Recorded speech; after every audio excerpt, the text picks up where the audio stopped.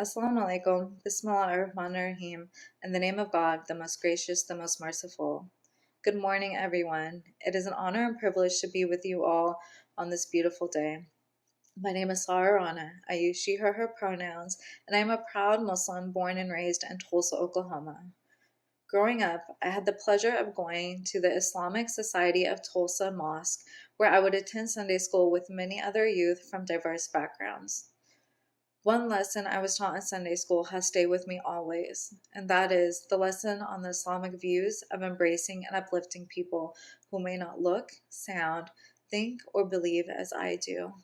This is evident in the Prophet Muhammad, peace be upon him's teachings in the following hadith. O people, your Lord is one, and your father Adam is one. There is no favor of an Arab over a foreigner, no foreigner over an Arab, and neither white skin over black skin, nor black skin over white skin, except by righteousness. My faith and passion for working towards equity, justice, and respect for all is fueled by my faith and the work I have the privilege of doing with CCEJ. As we embark on this year of 2021, my hope is that we embark in it with hope and optimism. My hope for the future is that we not only meet in times of tragedy, but that we build bridges in times of joy and celebration. My hope for the future is that we heal the harms that have been caused over the years, harms that have been sparked from fear and hate, that we cast the chains of systematic racism off our neighbors, communities, and nation, that we illuminate one another, not just because of our similarities, but because of the differences that make us beautiful. My hope is that we are able to uplift the work of our ancestors, the work we ourselves are doing, and the work that our youth are doing. And my hope is that we are able to uplift those who come after us. So I challenge you all today to lead with hope and optimism with me. Thank you, and Jazakallah khair. Hi, I'm Jan Seymour Ford. CCEJ has asked us to share a faith message. I'm a Buddhist, Unitarian Universalist, and a non-theist, and I consider myself a person of faith. My Buddhist practice teaches me that we are all interconnected. My Unitarian Universalist heritage teaches me the power of community, and that we are strongest when we work together. Even though I don't believe in God, here's where the faith comes in. I know the Christians have this right. We are saved by grace.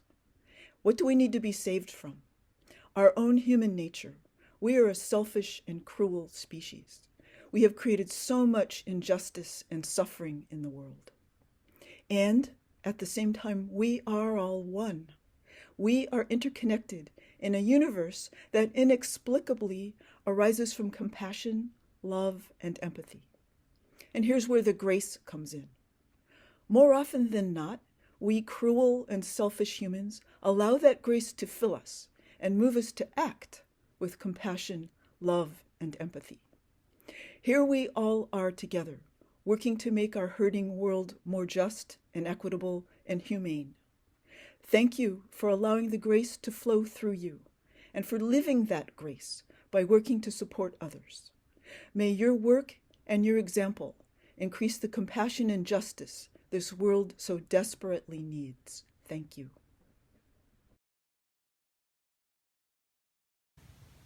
ជាបឋមខ្ញុំប្រកាសណាអាត្មាភាពសូមនមស្ការចំពោះប្រជុំ3នៃប្រត្រៃរដ្ឋគឺពុទ្ធរតនៈ1ធម្មរតនៈ1សង្ឃរតនៈ1ដោយសេចក្តីគោរពជ្រះថ្លានិងសូមចម្រើនពរដល់ញាតិញោមទាំងអស់អាត្មាភាពជាព្រះសង្ឃភិក្ខុសូមចន្ទឡាងប្រជាធិការវត្តខ្មែរនៅទីក្រុងឡុងប៊ីក នៅឱកាសនេះអាត្មាភាពសូមជូនពរសពសាធុការដល់ប្រជាពលរដ្ឋគ្រប់ជាតិសាសន៍ទាំងអស់ដែលកំពុងរស់នៅក្នុងទឹកដីសហរដ្ឋអាមេរិកនិងទូទាំងសកលលោកក្នុងឱកាសឆ្នាំថ្មីឆ្នាំសកល2021អាត្មាភាពសូមបួងសួងដល់តេជះគុណបនព្រះពុទ្ធព្រះធម៌ព្រះសង្ឃវត្ថុស័ក្តិសិទ្ធិទាំងអស់ក្នុងលោកទេវតាថែរក្សាទីទឹកដីនៃសហរដ្ឋអាមេរិកជាពិសេសទេវតាឆ្នាំថ្មី សូមជួយប្រព្រំសពសាទុការពរបវរសួស្ដីសិរីមង្គលវិបុលសុខមហាប្រសានិងជាពិសេសសូមឲ្យមនុស្សជាតិគ្រប់ជាតិសាសន៍ទាំងអស់ដែលរស់នៅក្នុងទឹកដីសហរដ្ឋអាមេរិកនិងទូទាំងសកលលោកទាំងអស់ឲ្យបាននៅយុត្តិធម៌មិនប្រកាន់ពូជសាសន៍សុខសន្តិភាពសុវត្ថិភាព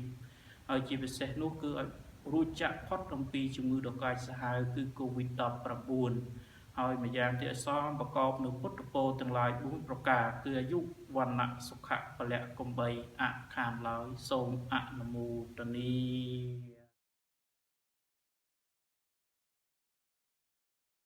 I am very, very excited now to have the opportunity to introduce our keynote speaker this morning. Dr. Leah Gunning Francis, PhD, is a seminary professor, activist, and mother of 2 African-American sons. The author of Ferguson and Faith, Sparking Leadership and Awakening Community, a volume of stories gathered from clergy and young activists on the street in the aftermath of Michael Brown's murder. Dr. Gunning Francis is currently serving as the Vice President of Academic Affairs and Dean of the Faculty at CTS, at Christian Theological Seminary in Indianapolis, Indiana. Please join me in welcoming Dr. Gunning Francis. Good morning, everyone. Thank you so much, Rabbi Fox, for that lovely introduction. It is truly my joy and pleasure to be with you today as you celebrate CCEJ's 30th annual Intercultural and Interfaith Breakfast. My only regret is that I'm not there in person with you in California, but here in Indiana, where we have about 10 inches of snow outside right now. But nonetheless, all is well here, and I pray that the same is true for you and your families. To Rena Hajat Carroll and the entire CCEJ staff, thank you so much for all of your hard work and dedication in helping to make this day possible. And to Rabbi Lapsam and the entire board of directors, thank you for your dedicated service and all that you do to make this organization the great entity that it is. I'd like to talk for a few minutes today in thinking about issues related to activism and racial justice. You may know that in the last year of his life, the Reverend Dr. Martin Luther King Jr. wrote a book titled, "Where Do We Go From Here? Chaos or Community?" For at that time, the Civil Rights Act had passed and the Voting Rights Act had passed as well, but there were still many more opportunities that needed to occur for racial justice here in the United States. Too many of the practices, school segregation was still an issue. The economic gap was still wide. There was more issues related to policing of Black people, and the emerging and burgeoning war that was going on in Vietnam was a pressing concern as well. And so in this text, Dr. King finds himself really issuing a charge to this country and to make clear that we have a choice. We can go in the direction of building community, or we can devolve further into chaos. I can't help but think about what Dr. King and so many others who fought throughout the civil rights movement would be saying today, how they might be responding to this question of where do we go from here, chaos or community. For I'm sure perhaps you, like me, never imagined that we'd live to see a time where there has been an invasion on the US Capitol by people, our very own citizens right here in the United States, where outside of it had erected a gallows and a noose, where the Confederate flag was taken in and flown around. That was a feat that even couldn't be achieved during the Civil War. We never imagined that there'd be such a time where the President of the United States would actually encourage this kind of thing, and with language and rhetoric that insistent and consistently devalued, dehumanized so many people. Where do we go from here? Chaos or community?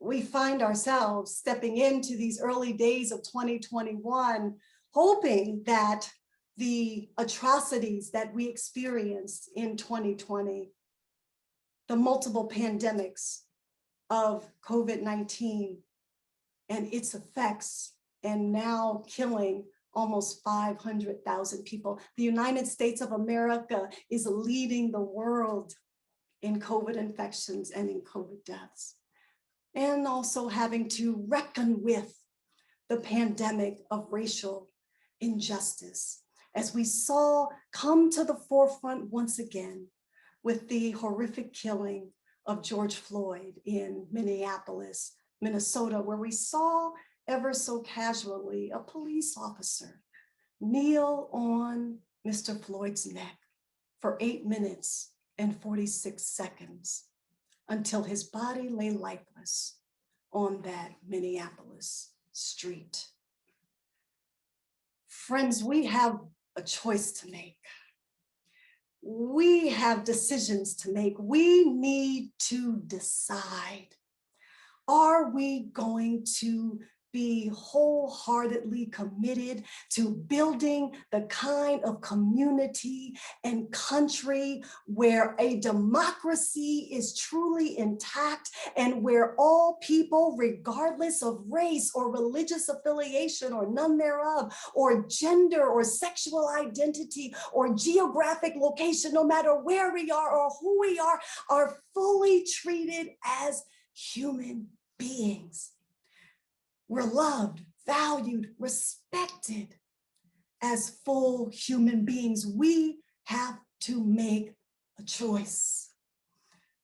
This middle ground is just a sinking sand. We have to decide. And so to encourage us along this decision, I would ask that you consider 3 things that we might do.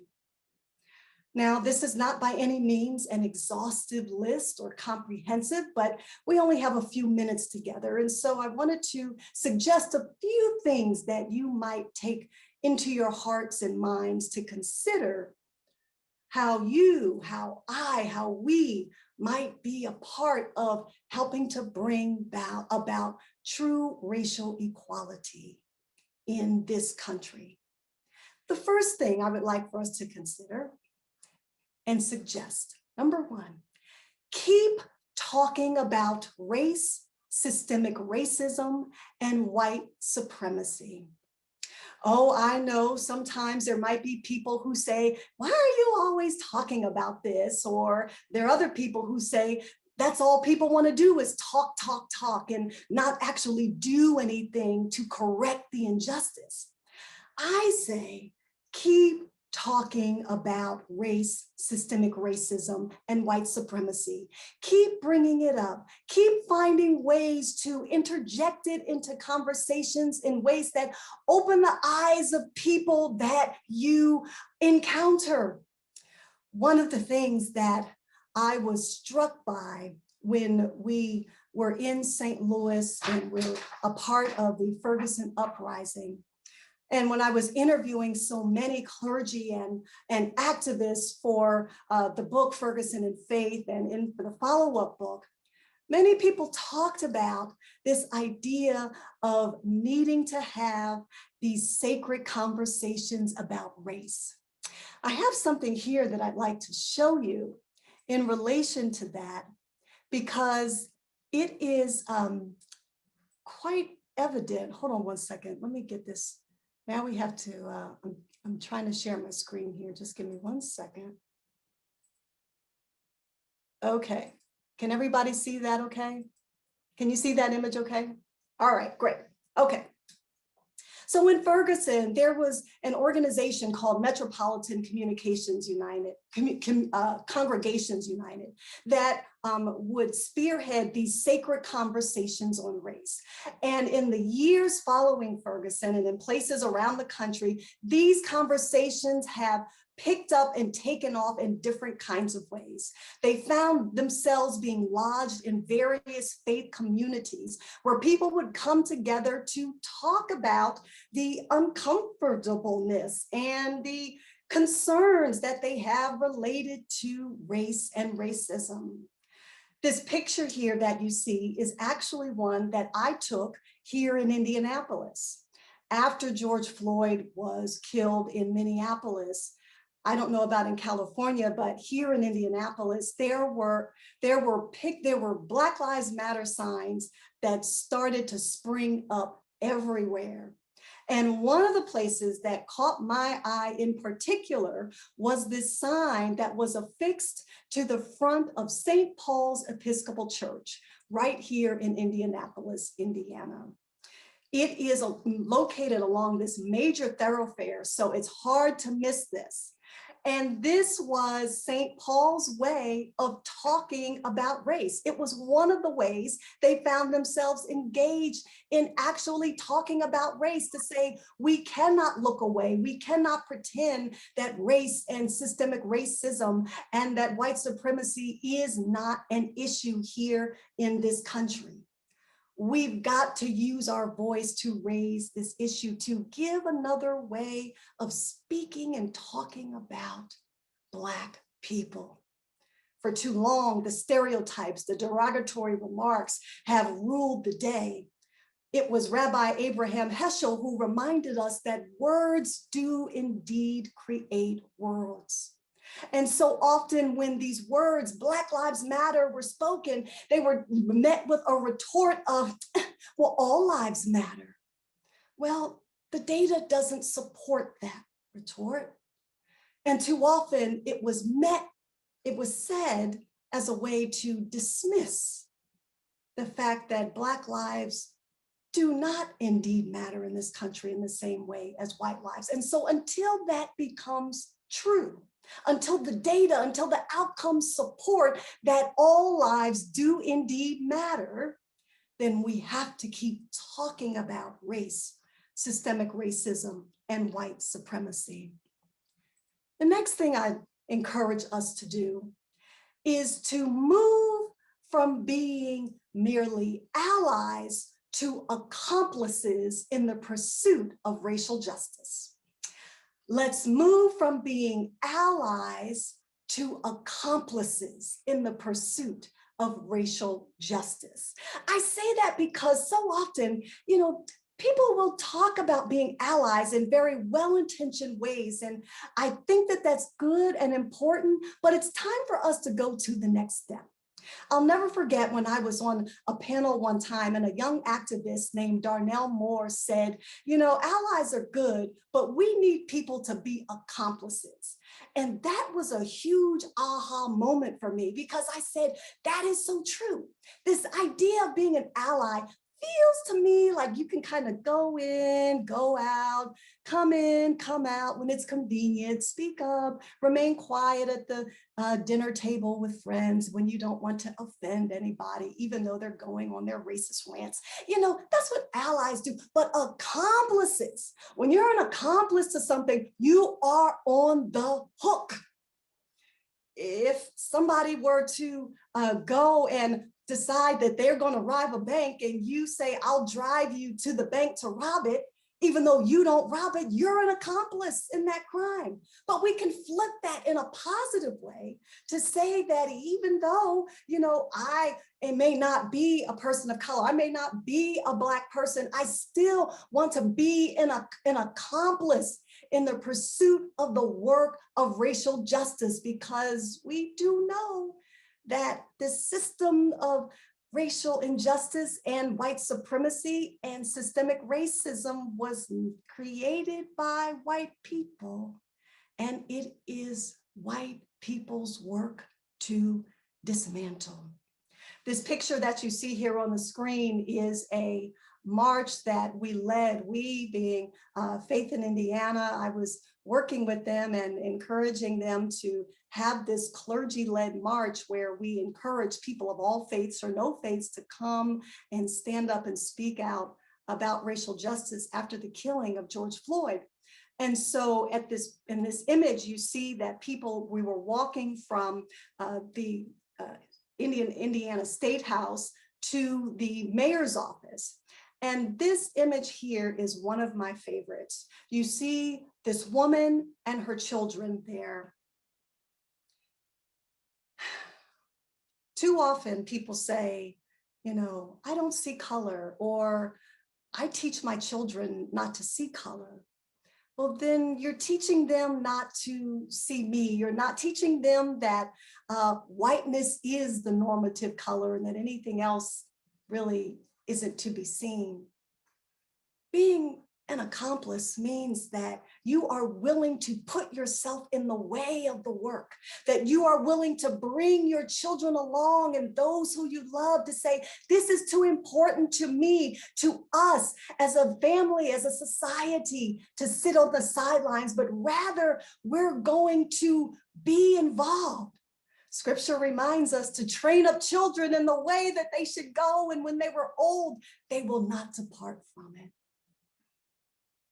Let's move from being an ally to an accomplice and getting in the way and being an active participant in as many ways possible in doing the work of racial justice. Finally, the last thing I would like to encourage us to do is to remember that when we talk about dismantling racism, white supremacy, and the people that it affects real, living, everyday people. This is about real people, real families, and there is nothing less than lives that are at stake. The people that you see here on the screen, this is a part of my family. This is, you see me on the left, and our son Evan, who's coming up next in the middle, he's 14. My husband Rodney, he's next. He's 54, and then our son Desmond, who is 13. The day after Christmas, we decided to drive down to Georgia to join the efforts to help elect Reverend Warnock and John Ossoff, because we knew that there were really serious implications for the US Senate and the country, depending on who had the balance of power. We decided that there was too much at stake for all of us, and in particular, for those of us who are Black. We know that too often we hear about things that happen to Black people. We see hashtags pop up of the names of Black people that have been killed by police officers, and we just don't always remember that these are people who were loved, who were part of families, who were part of communities. Friends, this is not about hashtags. This is not just about ideas. This is not just about statistics. This is about the survival and the thriving of Black people, of Black women, men, and children. And so I encourage us today to take to heart this work in a way that enables us to grow family, as my friend Rabbi Susan Talby says, to be about the building of growing community and being with and for each other in ways that are going to transform our society and transform our world, to being a place where all of us, all of our humanity can be fully valued.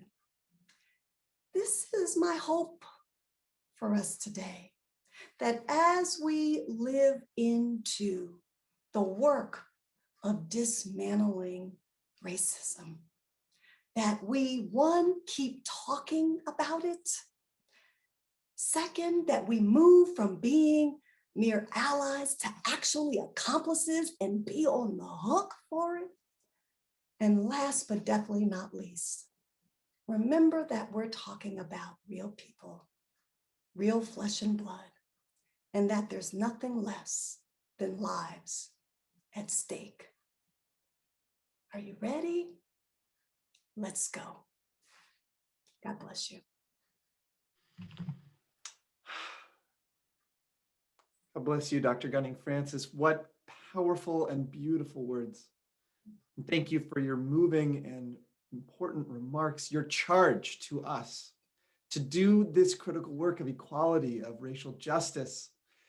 I think I am so deeply moved, and I am seeing in the chat here people saying that they are moved too, that this is the work that we are going to do. And I know that we are all itching to continue to move from the inspiration you have offered to each of us. Yes, we have a choice. And we learn how to make that choice through learning and through discussion together. You've invited us to talk about racial justice. You've invited us to not just be allies, but be accomplices and to grow community in this work, because behind this work is real people